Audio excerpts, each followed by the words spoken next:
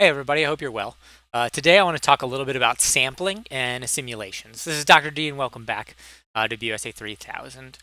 Sampling simulations, well, what is sampling? We've talked a little bit about populations, which is to say a collection of everything, right? That's population. And then we've also talked a little bit about samples. A sample is really just a subset. Um, so this would be a sample. And sometimes these samples are not representative, right? So there's a thing called a convenience sample. A convenience sample is just a sample you collect because it's super easy. And so if I wanted to know about behavior in an experiment, I might just ask all of you to participate. That's a convenience sample, right? It's not necessarily representative. It's not super random. There's only so much we can do. What we're going to focus on mostly in this class is the concept of a simple random sample.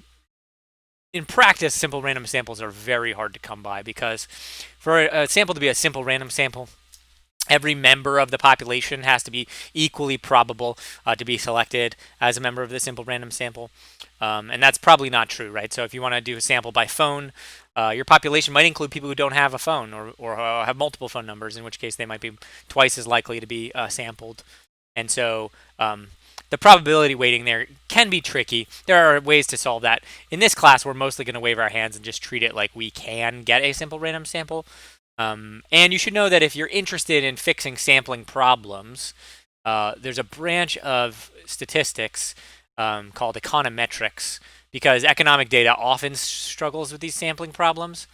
And so econometrics, often a lot of what it is how do we resolve these sampling problems so that we can employ statistical techniques to get results that look like, or that would be what we would get if we had a simple random sample, right? By trying to incorporate processes here.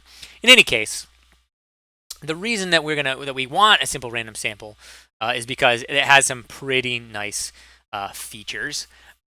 So I want to show you I want to show you a simulation, but first I want to prep you for thinking about it. So, if you've never heard of The Price is Right, it's a game show, and on The Price is Right, they have a thing called plinko. Plinko involves a board, right? You get this giant coin, and then you drop it down this pegboard, right? And so you drop this coin right here. When it gets to this peg, it can either go left or right. And a way to think about that is it's as though the pegboard coin or the balls that you're dropping has to do a coin toss, right? And so if you do that, like half of them are going to drop over here, right? So you would end up with like 50%, and you'd end up with 50%. If you dropped a lot of these, right? So any given one, it could be really hard to say, but if we have a lot of them, we know it's going to be roughly 50%. That's a really big deal here, right? Which is to say, single cases are unpredictable, right? But they're unpredictable in predictable ways. Meaning we know the shape of the randomness. It's definitely going to be either this or this, and we don't know which of those it is, but it's definitely going to be one of those. And if we dropped 1,000,000 of these plinko balls, then roughly 500,000 would be over here, roughly 500,000 would be over here. Knowing exactly how many is tricky, but if we don't need to know exactly how many, that's fine. Now, what if, instead of having one row, and in plinko this is more what it's like, we had 2 rows of pegs? Well, some of them are going to end up over here, and then they're going to have to decide to split left or right. And then some of them are going to end up over here, and they're going to have to decide whether to split left or right. And so now it's almost like it does a coin toss here, heads or tails, or left or right. And then it does a coin toss here, heads or tails, or left or right. And so it's like 2 coin tosses. And what you end up with is, now what you end up is, well, they could go this way, or they could go this way and then this way, or they could go this way and this way. So this actually has 2 paths to get here. So this is going to be twice as popular as this. And you would end up with roughly 1/4, 1/2, 1/4, and so on and so forth. If you add another row, and this is probably as far as I'll go before I run out of the ability to think, well, we could go for more rows, but it's fine. We'll put, let's pick a more contrasted color here. Let's go with a dark green. So we've got a row here now with 3. And so we can go, there's one path this way. And then there's 1, 2, 3 paths this way. And then there's 1, 2, 3 paths this way. And end up there. So we had 2 paths, 1, 1. And then we had 1, 2, 1. Now we have 1, 3, 3, 1. If I add another peg, it would be 1, 4, 6, 4, 1. How many paths will get you there? As you keep going, it ends up being 1, 5, 10, 10, 5, 1. That's how many paths will get you there. It's also the ratio of the height of the bins as you get more and more of these rows. So that if you end up with a large plinko stage, which actually has a special name. Plinko is the game show name. What I'm drawing for you here is called a galton board. If you want to see one in practice, I didn't want to steal anybody else's IP, but go to YouTube and search for galton board, and you'll see it.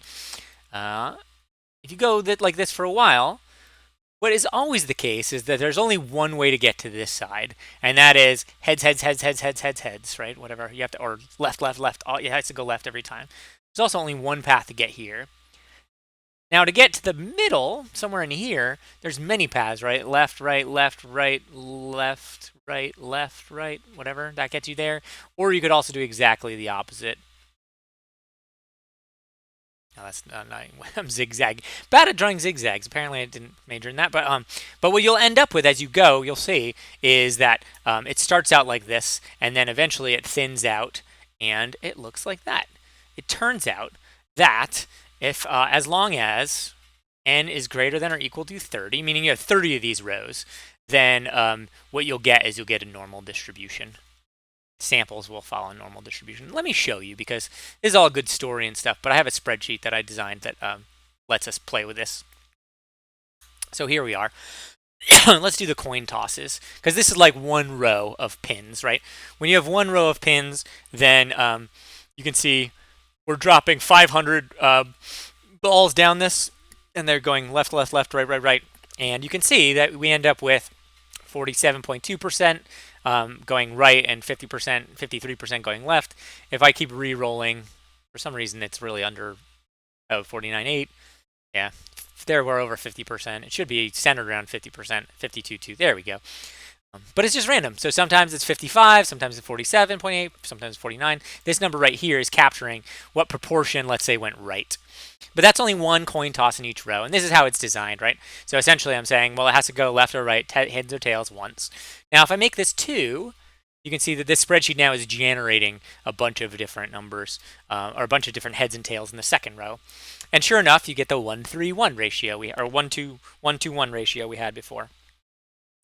And if we do it again, just this is the size of the stack of balls that would end up in that bin, or stack of plinko coins.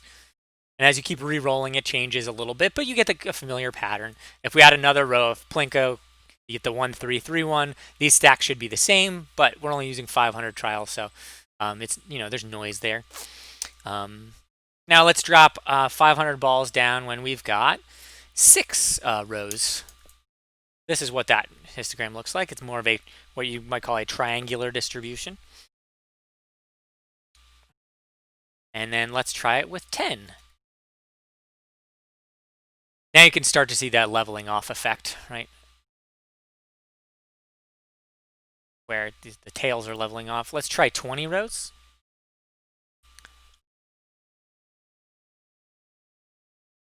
Let's try 50. Now you're really starting to see something that looks a little bit more like it fits a bell curve. Let's see, let's do 1,000. Is this going to break my computer? Nope, still running. And you can see that it's not perfectly normal, but it is, because there's 500, it's, it's not super smooth, but it is fitting into that format, right? That what we're ending up with is something that looks, that's a terrible normal distribution, but something that looks more or less like this. And that's not new. That's something that was discovered a little while ago, some time ago, 100 years and change. It is called the central limit theorem. It's actually one of the central limit theorems. There's a lot of these, and essentially what they allow us to do is to make predictions about the behavior of a large set of samples. What the central limit theorem says is, if n is large, then what we just did actually, which is the proportion of balls that fall to the left or balls that fall to the right, the p bar, which is the sample proportion,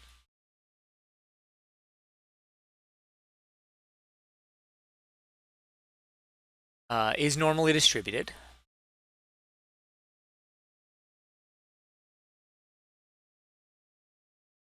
with a mean, right? The mean is normal distribution, so it has a mean, mu p bar equal to p, which is the true proportion.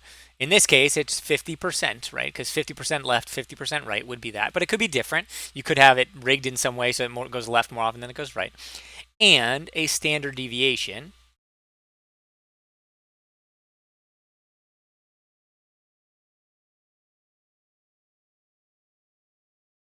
sigma p bar. Okay. Okay, so actually, I want to pause there. So that's a Galton board, and you can see that it follows this normal distribution. What would be really nice to know, since we have a normal distribution, is what are the parameters of that normal distribution? So if we know that we get a sample, our samples are normally distributed, what we need to know is how. Right? This isn't just true for coin tosses. I have another tab here I want to show you real quick, which is if we do die rolls, you get a 1 in 6 chance of rolling anything. But if we roll 500 dice and average them out, again, you get that same nice normal distribution that naturally occurs.